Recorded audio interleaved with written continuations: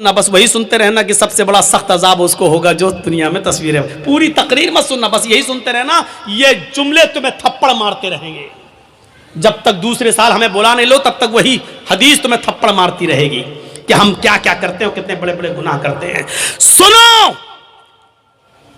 कहा कुरान तुम्हें कितना याद है।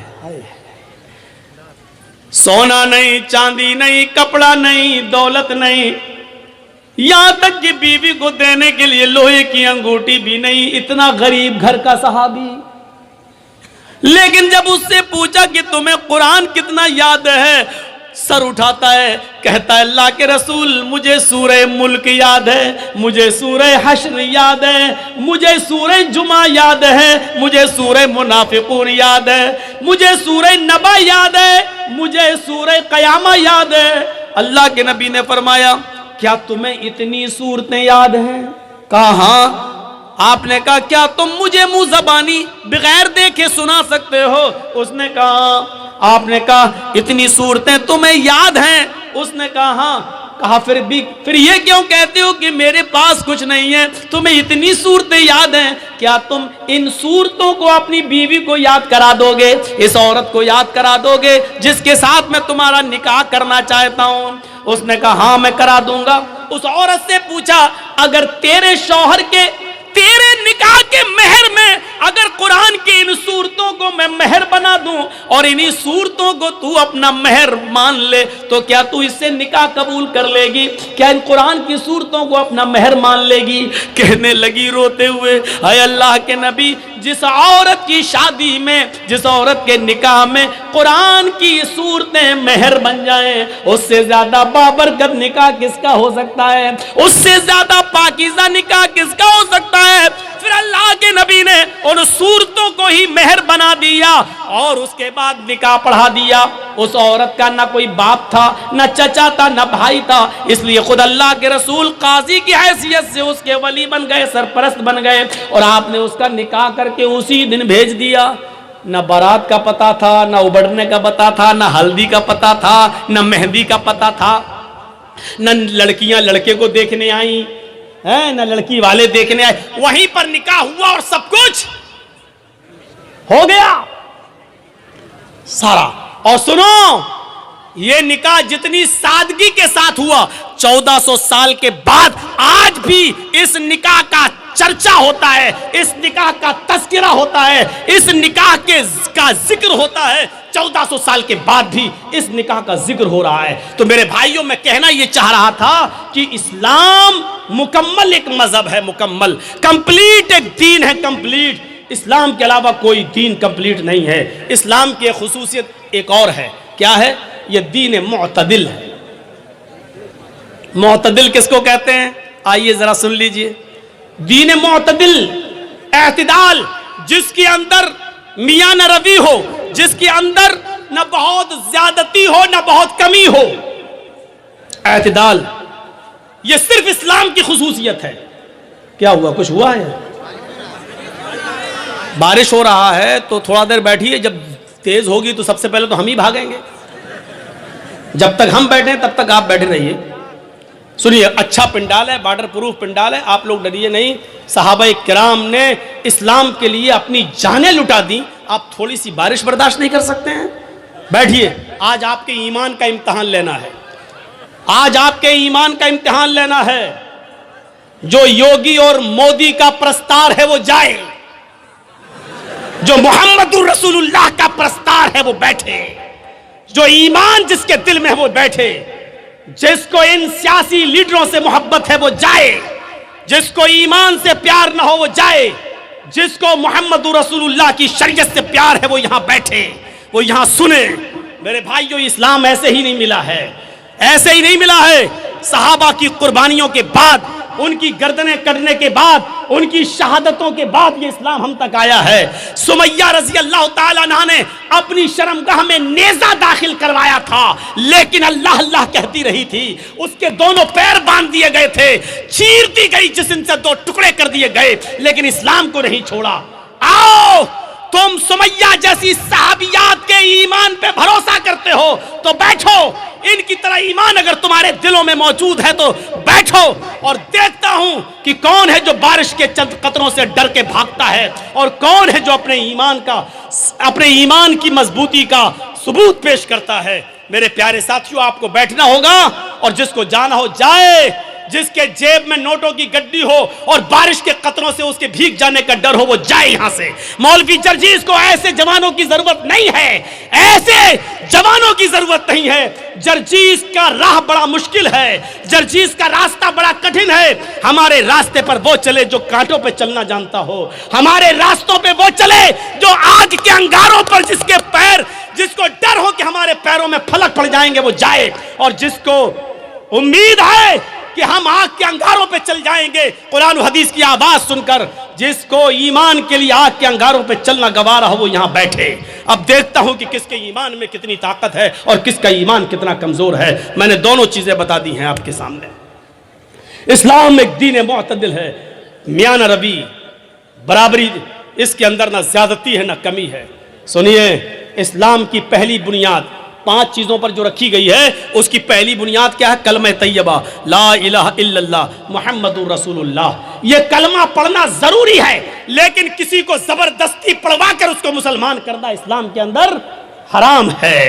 اس کے بعد اسلام کی دوسری بنیاد آتی ہے نماز۔ نماز فرض ہے، بہت ضروری ہے، لیکن اپنا کام دھندا چھوڑ کے 24 گھنٹے سجدوں پہ سجدے ٹھونکے رہنا، یہ اسلام نے اس کو جائز قرار نہیں دیا ہے۔ جمعے کی نماز فرض ہے ہر مسلمان مرد پر، عاقل اور بالغ پر، لیکن جمعے کی نماز کے لیے صبح آ جاؤ اور شام تک مسجد میں رہ کر سجدوں پہ سجدے کرتے رہو، یہ نہیں سکھایا، بلکہ کہا فَإِذَا قُضِيَتِ الصَّلَاةُ فَانتَشِرُوا فِي الْأَرْضِ۔ جب نماز جمعہ ہو جائے تو آپ مسجد خالی کر دو اور رکشہ چلاؤ، لکڑیاں اکٹھی کرو، جنگلوں سے لا لا کر بازار میں بیچو، محنت کرو، مزدوری کرو، کھیتی کرو، باڑی کرو، اور اپنی بیوی اور بچوں کا پیٹ پالو، ان کے لیے محنت و مزدوری کرو۔ اسلام نے یہ شکشا دی ہے۔ نماز فرض ہے، لیکن 24 گھنٹے سجدہ کرنا اسلام کے اندر جائز نہیں ہے۔ زکوٰۃ غریبوں کی بہت بڑی ہمدردی ہے۔ آپ کے پاس ایک لمٹ ہے، ہندو دھرم میں بھی زکوٰۃ ہے لیکن لمٹ نہیں ہے۔ یہ اسلام لمٹ متعین کرتا ہے، کتنا سونا ہونا چاہیے تب کتنی زکوٰۃ ہوگی، چاندی کتنی ہونی چاہیے تب اس پر زکوٰۃ ہوگی۔ سونا اور چاندی نہیں ہے لیکن پیسہ ہے، کتنا پیسہ ہوگی اس پہ زکوٰۃ ہوگی۔ آپ کے پاس مچھلیوں کی تالاب ہے تو کتنی مچھلیاں ہونی چاہیے جس پر آپ کے پاس زکوٰۃ ہوگی۔ آپ کے پاس بکریاں کتنی ہیں کہ جس پر کیا آپ کے اوپر زکوٰۃ فرض ہے۔ آپ کھیتی باڑی کرتے، کتنا دھان ہونا چاہیے کہ آپ کے اوپر زکوٰۃ ہے، کتنا گیہوں ہونا چاہیے کہ اس پر آپ زکوٰۃ دیں گے۔ بارش کے پانی سے کھیتی پیدا ہوئی ہے تو اس پر کتنی زکوٰۃ ہے۔ بارش نہیں ہوئی ہے، آپ نے پیسہ دے دے کر پانی خرید کر کھیتوں میں دیا ہے تو اس کے پانی سے جو پیداوار ہوئی اس پر کتنی زکوٰۃ ہے۔ اسلام نے ایک ایک چیز کو کمپلیٹ کر دیا اور بتا دیا ہے۔ موقع نہیں ہے کہ ان ساری چیزوں کو آپ کے سامنے رکھا جائے، آپ کے سامنے رکھا جائے۔ آپ اپنے جس مکان میں رہتے ہیں اس پہ زکوٰۃ ہے یا نہیں؟ ایک مکان کے علاوہ 2-3 پلاٹ آپ نے اور خرید رکھے ہیں، اس پر زکوٰۃ ہے یا نہیں؟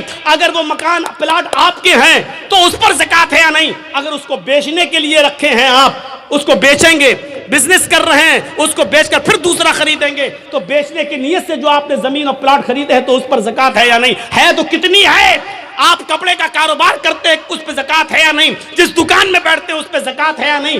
دکان پہ جو مال رکھا ہے اس پہ زکوٰۃ ہے یا نہیں؟ یہ تمام چیزیں اسلام نے بتا دی ہیں۔ اس لیے کہتے ہیں کہ اسلام ایک مکمل مذہب ہے جو کسی دوسرے دھرم کے اندر آپ کو نہیں ملے گا۔ اتنا لکھا غریبوں کو دو، کتنا دو، کچھ نہیں، کروڑوں والا 1 روپیہ دے کے بھی نکل جا، ہو گیا۔ لیکن اسلام میں اگر 1 لاکھ روپیہ تمہارے پاس ہے تو 2500 دینا پڑے گا۔ 2500 اگر 2400 دو گے اور 100 روک لیا تب بھی آپ گناہگار ہیں، یاد رکھیے گا۔ 1 لاکھ ہے، 2500 آپ پر زکوٰۃ بن رہی ہے۔ اگر آپ نے 2499 روپے دے دیے اور 1 روپیہ روک لیا تو آپ گناہگار ہیں۔ اسلامی حکومت ہوگی تو آپ سے جنگ کی جائے گی، آپ سے قتال کیا جائے گا، آپ سے لڑا جائے گا۔ اگر آپ 1 روپیہ دینے سے منع کریں گے تو آپ کے خلاف جہاد کیا جائے گا۔ میرے بھائیوں سوچو، یہ اسلامی رولز ہیں۔ یہ بڑے بیٹھے بڑے بڑے چودھری اور سرمایہ دار، بڑی بڑی بلڈنگوں کے مالک، آج جن کے پاس کروڑوں کی ملکیتیں ہیں، حساب لو تم زکوٰۃ دیتے ہو یا نہیں دیتے ہو اپنے مال کی پوری پوری۔ اسلامی حکومت ہوتی تو زبردستی لے لیا جاتا، نہیں ہے۔ وہ کہے گا بے حق آج تو مولویوں کو سب سے زیادہ سننا پڑتی ہے، آ گئے صبح صبح میرے پاس، لے رہے ہیں بیٹھو 10 بجے اٹھیں گے، صاحب سو رہے ہیں۔ اللہ کا شکر ادا کرو کہ ان مولویوں نے تمہارے لیے بہت آسانی پیدا کر دی، ورنہ ذمہ داری تمہاری تھی مدرسوں میں پیسہ پہنچانے کی۔ یہ تمہارے گھر آ کر تمہیں عذاب الہی سے بچا رہے ہیں، تمہارے گھر آ کر، اور تم ان مولویوں کے بارے میں کہتے ہو کہ جاؤ صبح آنا، جاؤ 10 بجے آنا، بھی ہم سو رہے ہیں۔ یہ زمین کہیں پھٹ نہ جائے، اور اے امیر آدمی، اے چودھری، کہیں تو اس زمین کے اندر دھس نہ جائے، دھس نہ جائے۔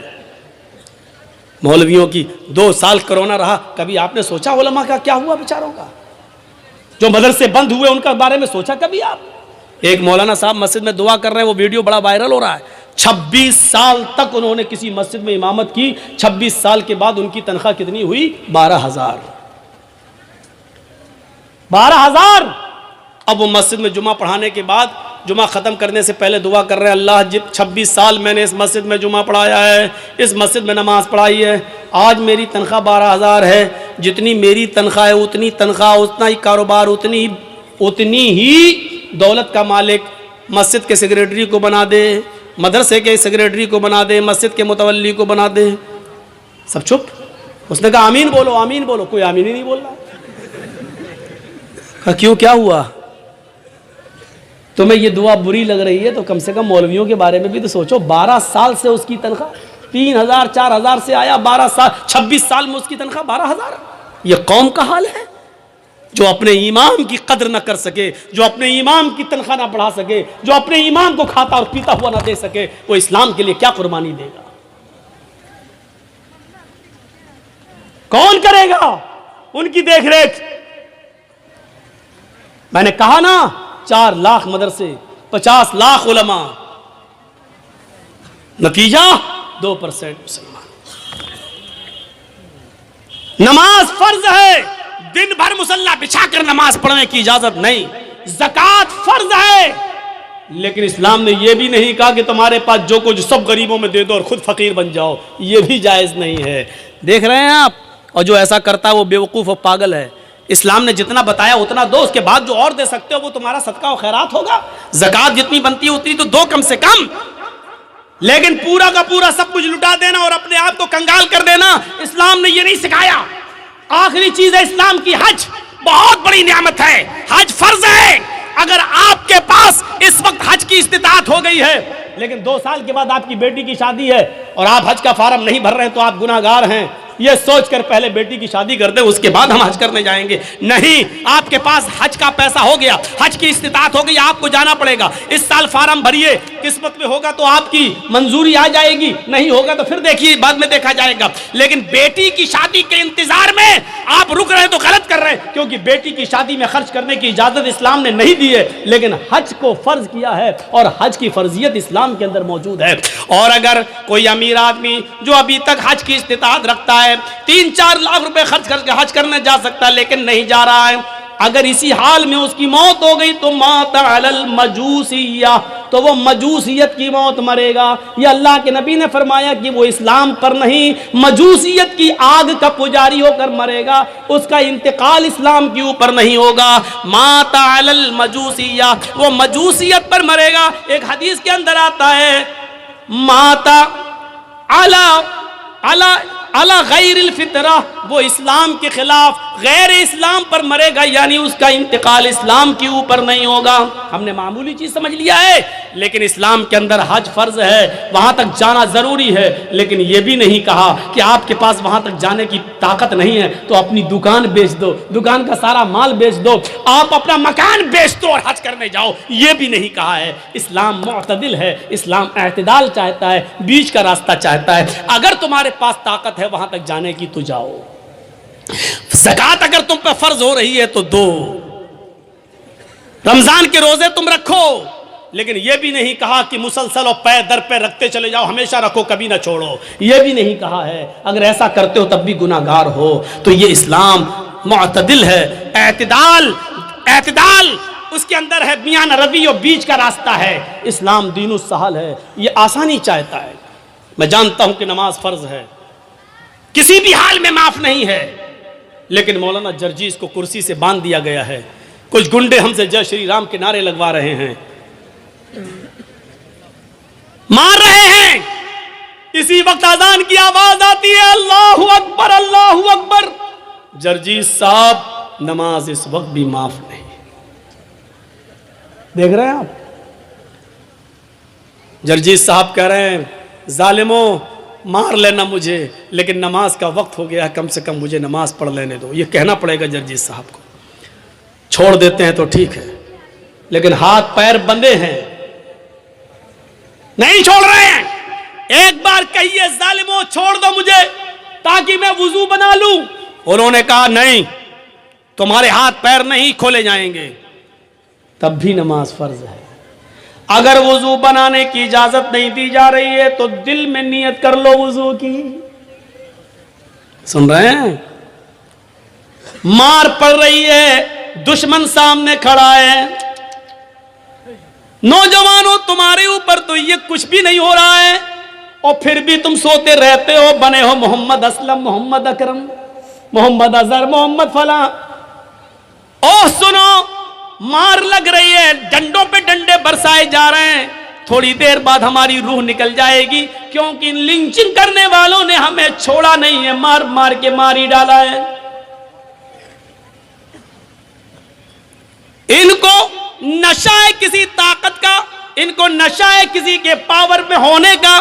ان کو معلوم ہے کہ ہم کچھ بھی کر لیں, ہماری کتنی ویڈیو بن جائے, ہمارے اوپر جس کا ہاتھ ہے وہ کچھ نہیں ہوگا. نہ پولیس ہماری FIR کرے گی, اور کرے گی بھی تو سرکار ہمارے مقدمے واپس لے لے گی. ان کو معلوم ہے یہ سب کچھ, اس نشے نے ان کو مجبور کر دیا.